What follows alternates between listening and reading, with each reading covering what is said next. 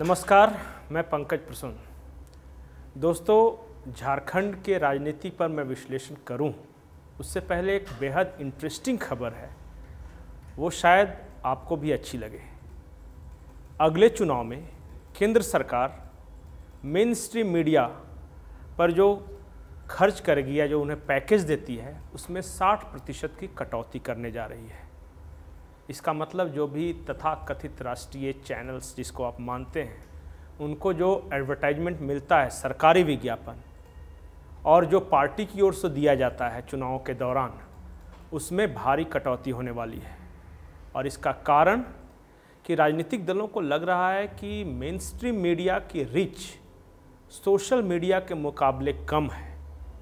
और आपने देखा होगा, हाल के दिनों में देश के तमाम बड़े नेता हैं, वो अब यूट्यूबर्स वगैरह से भी बातचीत करने लगे हैं मेन स्ट्रीम मीडिया के अलावा। इतना ही नहीं, एक और मंथन चल रहा है।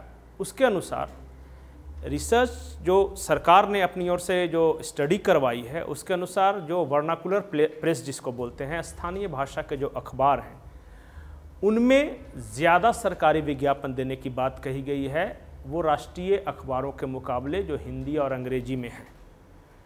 ये इस देश की पत्रकारिता को बदल सकता है। वो इस लिहाज से कि अब तक हम ये मानते रहे हैं कि जो दिल्ली में जो है मीडिया, वो राष्ट्रीय है। भले ही उनकी खबर बाबाओं से ख़त्म होकर रामचरितमानस पर बाबाओं से शुरू होकर रामचरितमानस पर ख़त्म हो जाती है। दर्शक भी लगातार इस तरह के फीडबैक दे रहे हैं कि चैनल्स देखते तो हैं, पर उन्हें हासिल कुछ नहीं होता। और ये अगर सरकार इस तरह की स्ट्रेटजी बदलती है, केंद्र सरकार, तो इसका एक बहुत बड़ा असर हो सकता है। और इस मायने में कि सोशल मीडिया से जुड़े कुछ प्लेटफॉर्म्स हैं, वहाँ भी विज्ञापन देने की बात कही जा रही है। तो इसका क्या असर होगा?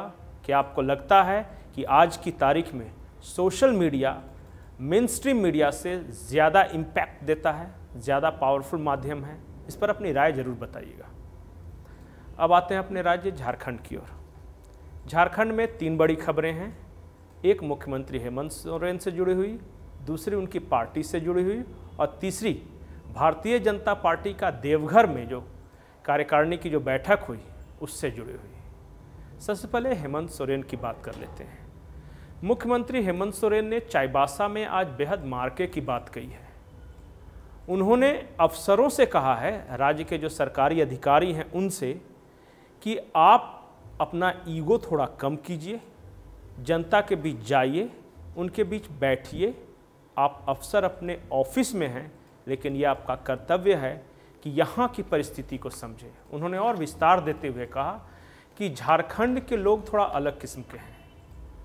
यहाँ आप नियम, कानून, पद, गरिमा, प्रतिष्ठा आदि में उलझे रहिएगा तो जनता के बीच नहीं पहुँच सकिएगा। उन्होंने एक शब्द का इस्तेमाल किया, हम्बल बनिए, विनम्र। क्या झारखंड के सरकारी अफसर ये सुन रहे हैं? और अगर सचमुच मुख्यमंत्री हेमंत सोरेन जो कहना चाह रहे हैं, और अगर बॉडी लैंग्वेज बदली सरकारी अधिकारियों की, तो हमारे झारखंड में परिवर्तन आ सकता है। वो परिवर्तन सामाजिक क्रांति की तरह होगा, क्योंकि लोगों के बीच जाकर अपनेपन से बात करना, उनके साथ बैठकर खाना खाना, एक अपनेपन का भाव जगाना, यही तो चाहती है झारखंड की जनता। और अक्सर जो हम कहा करते हैं कि अफसरशाही से राज्य परेशान है, तो अफसरशाही कुछ और नहीं, ये जो ईगो का नट बोल्ट टाइट करके जो कुछ लोग बैठे रहते हैं, वही दरअसल अफसरशाही है। जब लोगों के बीच जाएंगे, उनकी तकलीफ़ें समझेंगे, और मुख्यमंत्री हेमंत सोरेन शायद इसी का इशारा कर रहे हैं। ये तो हो गई अफसरशाही की बात। अब आते हैं मुख्यमंत्री की पार्टी जो झारखंड मुक्ति मोर्चा है। एक मज़ेदार खबर है। खबर ये है कि झारखंड पार्टी का नाम आपने सुना होगा। हाल ही में जो पूर्व महाधिवक्ता थे अजीत कुमार, वो पार्टी के कार्यकारी अध्यक्ष बनाए गए हैं। उन्होंने ऐलान भी किया है कि शायद वो रामगढ़ में चुनाव लड़ें, अगर पार्टी उनको परमिशन देती है तो। लेकिन इसके अलावा एक खबर है। खबर ये है कि अगले विधानसभा चुनाव में जो झारखंड पार्टी है, वो कई सीटों पर प्रत्याशी खड़ा करने जा रही है, और उनमें अधिकांश प्रत्याशी खतियानी, आदिवासी होंगे, मूलवासी होंगे। और इसकी वजह यह है कि सिमडेगा, गुमला, इन जिलों में जहाँ झारखंड पार्टी का अस्तित्व है, वहाँ एक बात चल रही है ये कि एक ओर हेमंत सोरेन की झारखंड मुक्ति मोर्चा है और दूसरी ओर भारतीय जनता पार्टी है। भारतीय जनता पार्टी के नेताओं के बारे में मैंने बोला कि उनका जो बॉडी लैंग्वेज है या जिस तरह का स्टैंड वो लेते हैं, यहाँ के गांव वालों को, खास करके समाज के अंतिम पंक्ति में जो व्यक्ति खड़ा है, उसे अपनापन नहीं लगता, वो पराये से लगते हैं, वो बाहरी से लगते हैं, वो लगते हैं कि अमीर हैं। और दूसरी ओर हैं मुख्यमंत्री हेमंत सोरेन और उनकी पार्टी झारखंड मुक्ति मोर्चा। तो झारखंड मुक्ति मोर्चा, ये बात सही है कि हाल के दिनों में खतियानी की बात करके, 1932 की बात करके, ओबीसी आरक्षण की बात करके उन्होंने झारखंडी अस्मिता जगाया तो जरूर है, लेकिन जो काम हो रहा है सरकार की ओर से, उससे एक तबका संतुष्ट नहीं है और उसी तबके को टारगेट कर झारखंड पार्टी जो है वो अलग रणनीति रच रही है। और जो यहाँ तक हमारी जानकारी है, झारखंड मुक्ति मोर्चा के कुछ बड़े नेता झारखंड पार्टी के संपर्क में हैं। हो सकता है कि आने वाले दिनों में, खास करके जब चुनाव नज़दीक आए, तो आप देखेंगे कि कुछ आंदोलनकारी जो कि आज फिलहाल किसी पार्टी में नहीं है, लेकिन किसी न किसी पार्टी से वो जुड़े हुए थे। मेरा इशारा अमित महतो की ओर है, सिल्ली वाले। मेरा इशारा जो पूर्व शिक्षा मंत्री हैं गीताश्री उरांव, उनकी ओर है।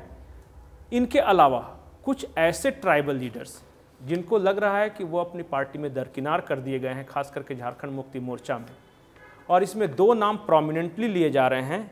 एक हैं चमरा लिंडा और दूसरे हैं सुशासन होरो उर्फ झीगा मुंडा।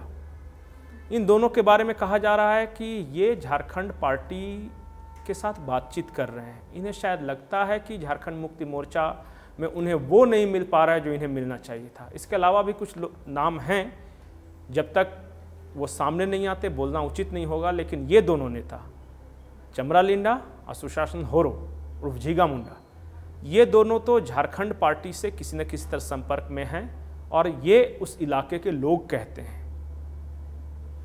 ये तो झारखंड मुक्ति मोर्चा की बात होगी। तीसरी खबर है भारतीय जनता पार्टी की देवघर में जो कार्यकारिणी की जो बैठक हुई, इसमें ऐसे तो कई मुद्दों पर चर्चा हुई, प्रेस कॉन्फ्रेंस हुआ, जो नॉर्मल सी बातें हैं आप सुनते आ रहे होंगे, लेकिन जो दो बेहद महत्वपूर्ण बात है। पहली बात कि बीजेपी झारखंड भाजपा अगला जो चुनाव है वो आरएसएस की स्ट्रेटजी पे लड़ेगी। इसका मतलब है कि बड़े बड़े प्रचार की बजाय मैन टू मैन मार्किंग। और नागेंद्र जी ने, जो झारखंड भाजपा के प्रभारी हैं, माफ़ कीजिएगा संगठन प्रमुख हैं, उन्होंने कहा भी है कि हमारी पार्टी जो है भारतीय जनता पार्टी है, कोई कभी भी आंदोलन करके सत्ता पाई हो ऐसा नहीं है।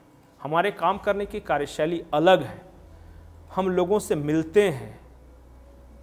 एक कार्यकर्ता किसी एक परिवार से मिलता है, एक व्यक्तिगत इंसान से मिलता है, और हम अपने पार्टी के कार्यक्रमों, जो विचारधारा है, उनको बताते हैं।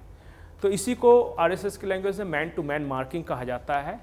तो जो झारखंड के नेता होंगे वो छोटी छोटी जनसभाएं करेंगे, गांव में बिताएंगे समय, बस्तियों में जाएंगे, महिला समूहों के साथ बातचीत करेंगे। तो ये बहुत ज़्यादा इसको प्रचार नहीं मिलने वाला है, लेकिन रणनीति यही है। और जो बड़े नेता होंगे, जो कि केंद्रीय स्तर के नेता होंगे, खास करके लोकसभा चुनाव में उनकी रैलियां होंगी, बड़ी बड़ी रैलियां होंगी। तो ये एक स्ट्रेटजी है जिससे वो आगे बढ़ना चाहती है भारतीय जनता पार्टी। नारा एक दिया गया है, जो नारा है वो है माटी, बेटी और रोटी बचाओ। ये तीनों महत्वपूर्ण हैं। बेटी बचाओ तो आप सुनते आ रहे होंगे, खास करके झारखंड के परिप्रेक्ष्य में मैं बता दूं तो कि भारतीय जनता पार्टी ऐसा मानती है कि हाल के दिनों में आदिवासी बच्चियों पर अत्याचार बढ़ा है, लॉ एंड ऑर्डर की स्थिति पैदा हुई है और कई तरह के उदाहरण हैं। भारतीय जनता पार्टी इसको कैपिटलाइज करना चाहती है कि आदिवासियों की इज्जत दांव पे है, खास करके वो सरना आदिवासी या फिर जो आदिवासी ओवरऑल उन्होंने बात की है, मैं अलग अलग क्यों करूँ। दूसरी उन्होंने कही है कि रोटी बचाओ, यानी रोजगार। रोजगार इस राज्य में बड़ा मुद्दा है और भारतीय जनता पार्टी बार बार मुख्यमंत्री हेमंत सोरेन को ये याद दिलाना चाहेगी कि आपने हर साल 5 लाख लोगों को रोजगार देने की बात कही थी, लेकिन अब 3 साल गुजर गए, 3 साल मिलाकर भी 5 लाख तो छोड़ दीजिए, आपने 5,000 लोगों को भी रोजगार नहीं दी। तो अगले 1 साल में आप इससे जुड़ी बयानबाजी देखेंगे। और तीसरा, भ्रष्टाचार, माटी बचाओ, अवैध खनन, कोयला, बालू, ट्रांसफ़र पोस्टिंग, ईडी की कार्रवाई, सीबीआई, परिवारवाद।